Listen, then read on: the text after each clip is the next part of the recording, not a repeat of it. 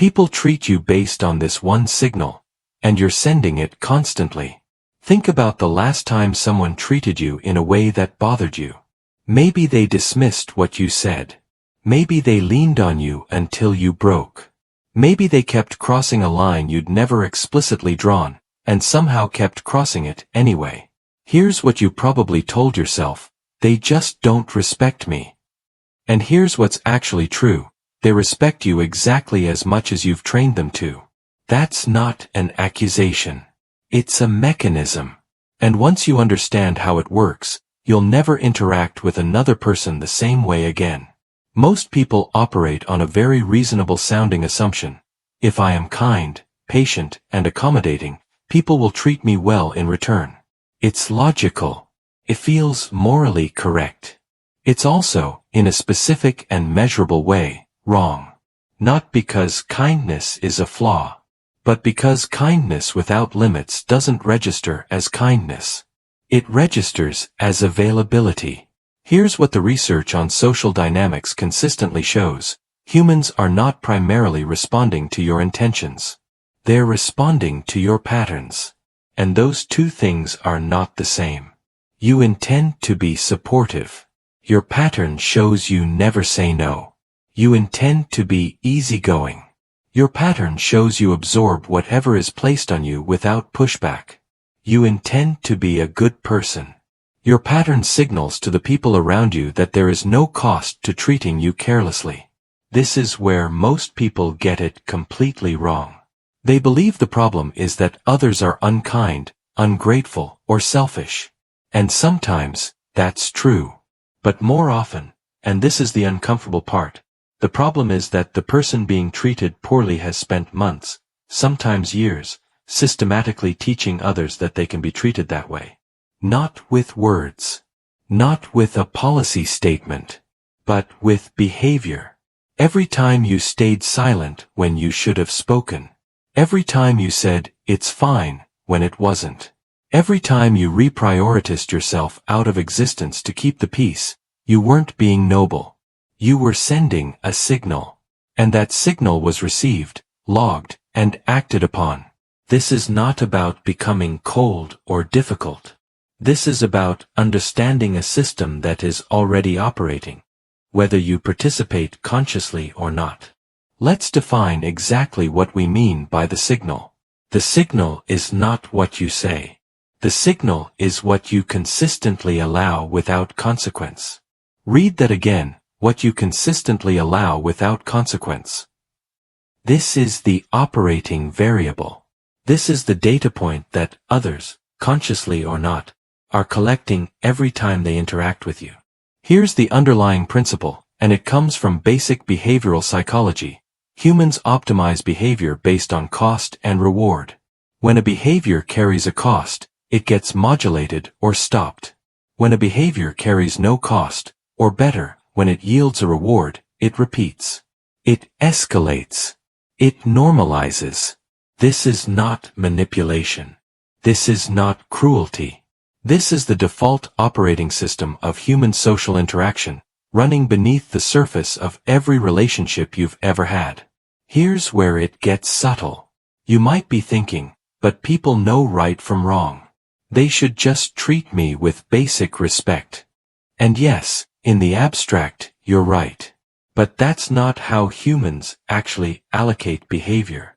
Humans allocate behavior the way a marketplace allocates prices, based on what the market will bear. Consider negotiation. Two parties sit across from each other. One opens with a number. The other doesn't walk out, doesn't counter aggressively, doesn't signal any surprise. They simply accept it, or offer a small adjustment. In that moment, the first party has received critical information. This person has a high tolerance for unfavorable terms. And what do skilled negotiators do with that information? They don't soften the next move. They lean into it. Now remove the boardroom. Put that same dynamic into a friendship, into a workplace, into a romantic relationship. The mechanism doesn't change. Only the stakes and the labels do. The rule, and remember this one, is this. What you permit, you promote.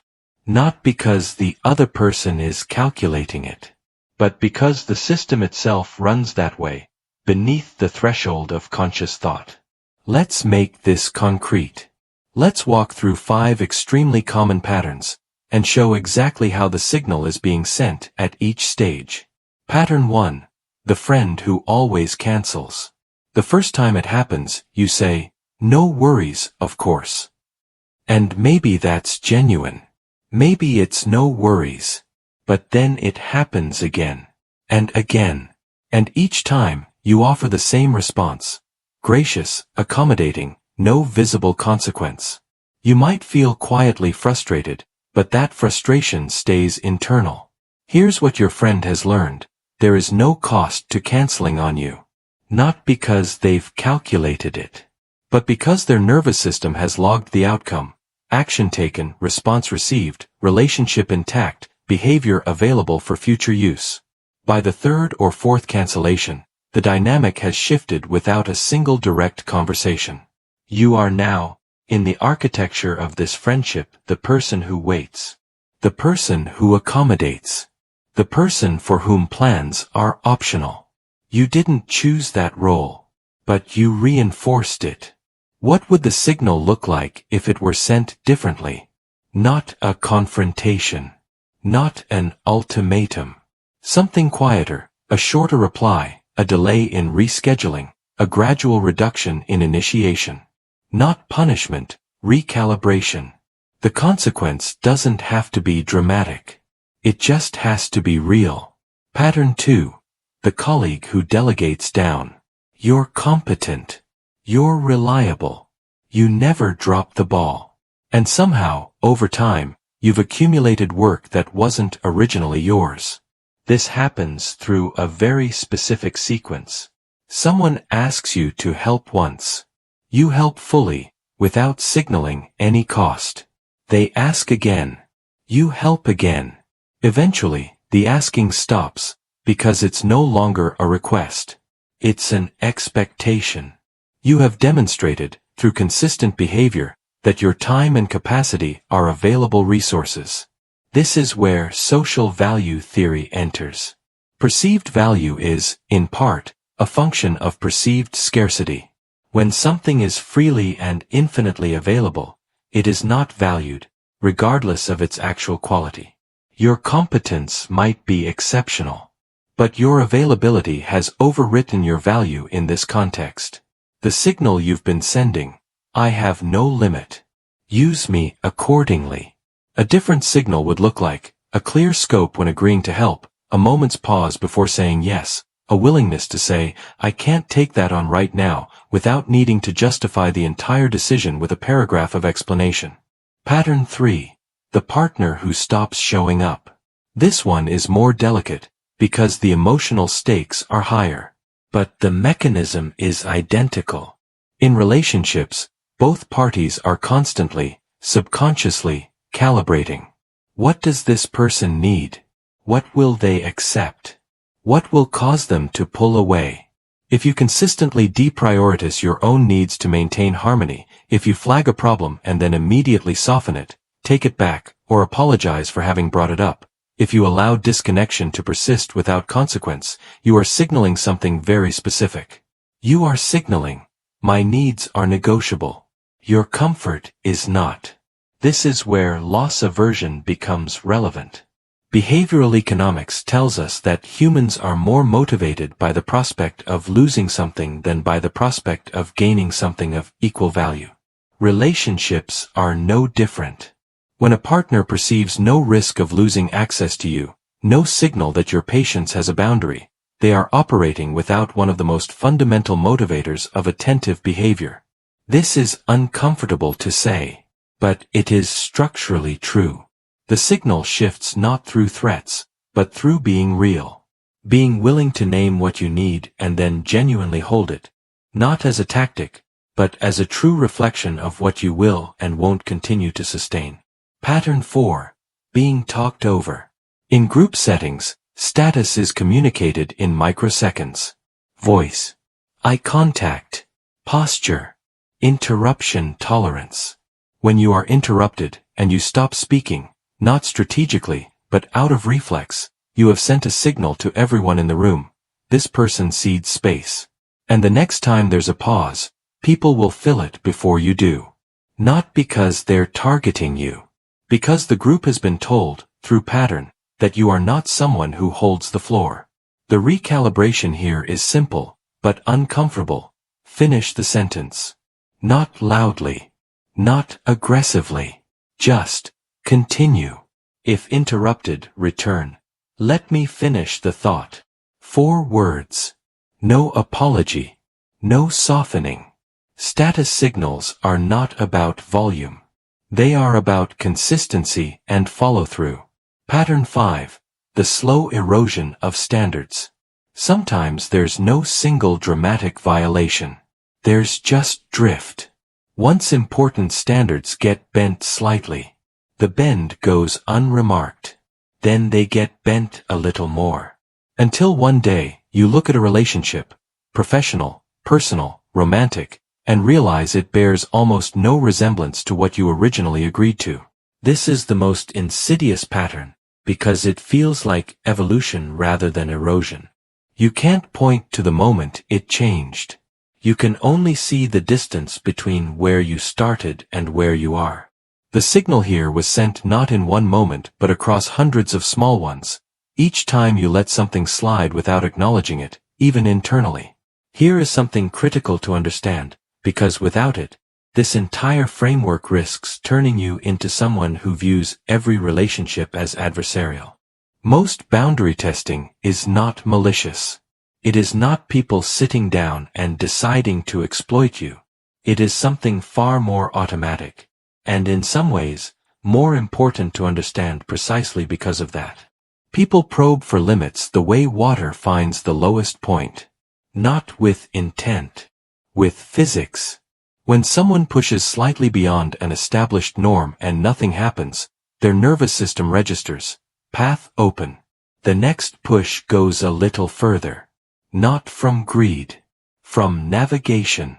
From the ordinary, animal-level process of mapping an environment for efficiency. Social hierarchy mapping, the process by which humans establish who defers to whom, who leads, who follows, who holds ground, operates largely below conscious awareness. It happens in tone, timing, eye contact, and response latency. Long before anyone has a direct conversation about respect or expectations, a vast amount of social negotiation has already occurred. This is why you can like someone genuinely, even care about them deeply, and still find yourself in a dynamic where you are consistently undervalued. The relationship itself is not the problem. The calibration of the relationship is the problem. And calibration responds to signals, not feelings. The subconscious efficiency seeking here is also worth examining through the lens of operant conditioning. B.F. Skinner's foundational work demonstrated that behavior that is reinforced continues. Behavior that goes unreinforced, or that carries a cost, diminishes. This is not a human quirk. It is a fundamental property of learning systems. When someone treats you casually, and the response is warmth and accommodation, that casual treatment has been reinforced. The reinforcement doesn't need to be intentional. It doesn't even need to be recognized. It just needs to happen. Which means, every interaction you have is a learning event for the other person. Every response you give is a lesson. The question is not whether you're teaching. The question is what you're teaching. Let's map the full feedback system. Because this is not a one-time event. It's a loop, and once it's running, it self-reinforces. Stage 1. You tolerate behavior that crosses a threshold you haven't enforced. Stage 2. That behavior repeats, because the signal it received was that repetition was safe. Stage 3. The repeated behavior becomes the established pattern of the relationship. Stage 4. That pattern hardens into an identity dynamic. You become, in the architecture of that relationship, the person who tolerates. And others treat you accordingly. Here's where cognitive dissonance enters the picture, and this is subtle, so pay attention. Cognitive dissonance is the psychological discomfort humans experience when their actions don't align with their self-image. To resolve that discomfort, people don't usually change the action. They change the story about the action. So when someone treats you dismissively, there is a very real psychological process by which they unconsciously justify it. They don't really mind. They'd say something if it bothered them. That's just how we are. Your silence, your lack of signal, doesn't just permit the behavior. It justifies it. It hands the other person the story they need to feel comfortable continuing. This is why waiting for people to figure it out, or eventually realize, rarely works. In the absence of a signal, the story that already exists fills the vacuum. And the story that already exists is, this is acceptable here. Respect is not granted. It is modeled and enforced through consistent, observable behavior. That is not cynical. It is architectural. Let's deal directly with the main reason most people struggle to enforce boundaries, even when they intellectually understand their necessity. The word boundary has been contaminated by two competing misconceptions. The first misconception, boundaries are aggressive. That setting them means you are difficult, demanding, or combative.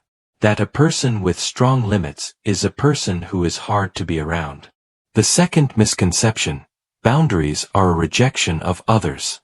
That saying no, or holding a limit, communicates that you don't care about the relationship or the person. Both of these are wrong. And critically, both of them are exactly what a person with a fear of conflict will unconsciously believe, which is why they don't enforce limits even when they need to. Here is what a boundary actually is. A boundary is a clear behavioral threshold, a point at which, if crossed, you respond in a defined, consistent way. Notice what's absent from that definition. There is no anger in it. There is no ultimatum language. There is no emotional charge. A boundary is structural, not emotional. The most effective limits are the ones that feel almost boring to enforce, because they're so grounded, so clear, so consistent that they don't require performance. Here's where most people get it wrong. They confuse having a boundary with announcing a boundary. They believe the boundary exists because they've expressed their feelings about something. But feelings are not thresholds. Feelings can be dismissed, minimized, or explained away. A behavioral response, something that actually changes the dynamic, is not deniable. The threshold has to exist in behavior, not just in language. Now we move from theory to application. Because none of this matters if it remains abstract. Here are precise, implementable shifts, each one small, but each one carrying a signal. Shift 1. Delay the response. This is perhaps the simplest and most immediately effective adjustment you can make. When someone makes a request, especially one that would normally trigger an automatic yes from you, pause before responding. Physically pause. Say nothing for a moment. Or say, let me think about that. This one action sends a concrete signal.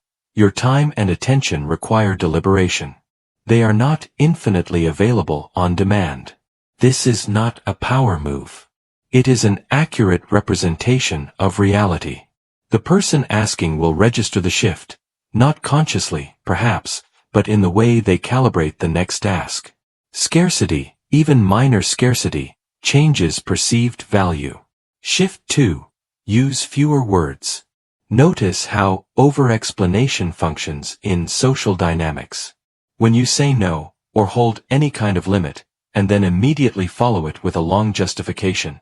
I can't make it, but the reason is that I've already committed to something, and I really would if I could, but things have been busy, and I hope you understand. You have communicated that no requires defense. That you are aware it might be unacceptable. That you are preemptively absorbing the cost of the other person's potential disappointment. Compare that with, I can't make that work. Full sentence. Complete thought. No apology. No footnotes. The reduction in words doesn't communicate coldness. It communicates groundedness. It signals that the limit doesn't require your own permission, it simply is. Shift 3. Introduce small, consistent consequences, not large ones. People often imagine that enforcing limits requires dramatic confrontation. They picture a serious conversation, an ultimatum, a crisis point. So they wait, hoping things will change on their own, until they're so far past their tolerance that the eventual response is disproportionate and destabilizing. That's not a strategy. That's a pressure release. Effective signaling is not about the size of the response. It is about the consistency of the response. Small consequences, applied consistently, recalibrate faster and more durably than large consequences applied occasionally. What does a small consequence look like? Not a fight. Not a lecture. Not a formal announcement. Just a real adjustment. You are less available after this person's third cancellation. Not because you've decided to punish them. Because your time genuinely went elsewhere. The reduction in access is real, not perceived. That is the difference between a boundary and a manipulation tactic. The boundary is based on what you actually need, not on what you hope the other person will do next. Shift 4. Stop absorbing discomfort on behalf of others. There is a very specific social habit that maintains most dysfunctional dynamics. The reflexive softening of awkwardness. When something uncomfortable happens in a conversation, a silence, a tension, a moment after you've said no or held a position, there is a powerful impulse to smooth it over. To laugh, to joke, to backtrack slightly, to offer something to re-establish warmth. Resist it. Discomfort in a social interaction is not your responsibility to resolve. Especially when that discomfort arises because you've held a position or communicated a limit. If you consistently rush to fill silences and smooth tensions after asserting yourself, you are teaching the other person that your assertions are negotiable, that with a little social pressure, you'll retreat to comfort. Hold the beat. Let it exist. Let the other person do with it what they will. Shift 5. Recalibrate access, not just words. The most durable signal change is not what you say. It is where you direct your time, energy, and attention. Relationships are access agreements. You provide access to your time, your thoughts, your presence, and your help. That access is the currency of the relationship. When someone's behavior consistently crosses a threshold, the most structural response is a genuine adjustment in access. Not as punishment, as self-alignment. You spend less energy initiating. You invest more where there is reciprocity. You are genuinely less available where the dynamic has shown itself to be one-directional. Over time, this shift is felt, not as cruelty, but as a change in the topology of the relationship. And that change communicates, more clearly than any conversation, that your engagement is not unconditional. Here's where we need to go deeper. Because everything in the previous section, the tactical layer, will fail if this part isn't addressed. Boundaries collapse externally when they are weak internally. You can know every technique. You can understand the mechanism precisely. And still, in the moment when a limit actually needs to be enforced, something flinches. Something says, not right now, not worth it, let it go. That something is not a weakness. It is a deeply trained pattern. And it has a source. Root 1. Fear of rejection. Most people who struggle to hold limits are not afraid of the behavior they're tolerating. They are afraid of what stopping it will cost them. Will this person leave? Will they be angry? Will they think I'm difficult? These fears are legitimate. They are also, in most cases, wildly overstated. But because they feel real, they operate as invisible governors, limiting the response to every social test before it even reaches the surface. The fear of rejection is, at its core, the belief that your value in a relationship is contingent on your compliance. That if you stop accommodating, you become unlovable, unwanted, replaceable. Which is, incidentally, the precise belief that creates the dynamic we've been describing. The two sentences look similar. The difference is everything. Root 2. Need for approval. Approval is not inherently a weakness. Humans are social animals. The need for group acceptance is evolutionarily embedded.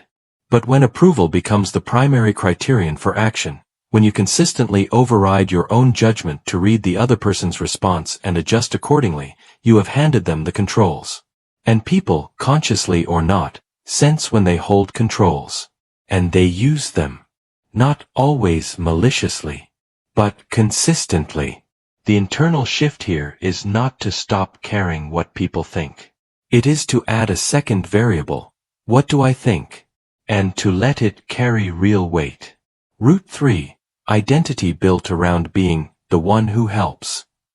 This is perhaps the deepest root, because it is also the one that carries the most genuine virtue, and is therefore the hardest to examine. Many people who struggle with limits have a core identity structure built around being needed, helpful, and available. Being the person others can count on. Being low maintenance. This identity is not a flaw, but it becomes a trap when it turns into, I cannot hold a limit without violating who I am. When your identity requires constant giving to feel intact, any limit feels like self-betrayal. And so, you don't hold it. And the loop continues. The shift is not to abandon the value of generosity. It is to locate it somewhere other than your only source of worth. Generosity from abundance is a strength. Generosity from fear of what happens if you stop is a slow erosion wearing the mask of virtue. Let's bring this back to where we started.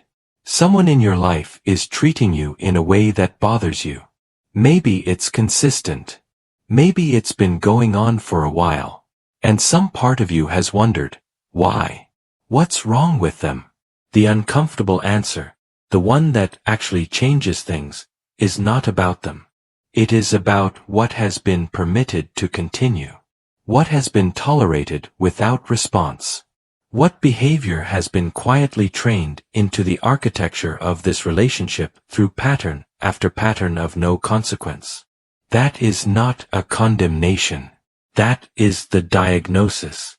And like any accurate diagnosis, it is useful precisely because it points to what can change. Here is where we leave you with the core truth of everything we've covered. You don't teach people how to treat you by what you say. You teach them by what you allow to continue. Every interaction you have, every response you give or withhold, every limit you enforce or abandon, every moment you absorb discomfort that isn't yours to carry, is a vote.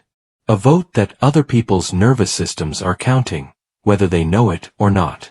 A vote about what you are worth. About what it costs to treat you carelessly. You have been casting votes for a long time. The question is whether they've been reflecting what you actually believe about yourself. Here's where it gets simple. Not easy. Simple. Every social dynamic you're in right now has been built by signal. Which means every social dynamic you're in right now can be rebuilt by signal. Not through announcements. Not through confrontations. Through small, consistent behavioral corrections, applied with the patience of someone who understands that they are rebuilding a system, not winning an argument. You are not trying to make people respect you. You are removing the conditions that were permitting disrespect to continue. That is a very different thing. It requires far less performance. And it produces far more durable results. One last thought. The people who are treated with the most consistent respect are rarely the ones who demanded it. They are the ones who quietly made it clear, through pattern, through consistency, through the simple and unbroken signal of their behavior, that there was a line, and that the line was real. You don't have to broadcast that line. You just have to hold it. Start small. One delay. One shorter sentence. One moment of letting awkward silence exist without rushing to fill it. One genuine redirection of attention toward where there is reciprocity. The signal will shift. And when it does, other things will shift with it, in ways that don't require you to explain, justify, or convince anyone of anything. Because the signal will have already said it. Think of one relationship where the dynamic doesn't reflect what you actually want it to be. Not the person, the dynamic.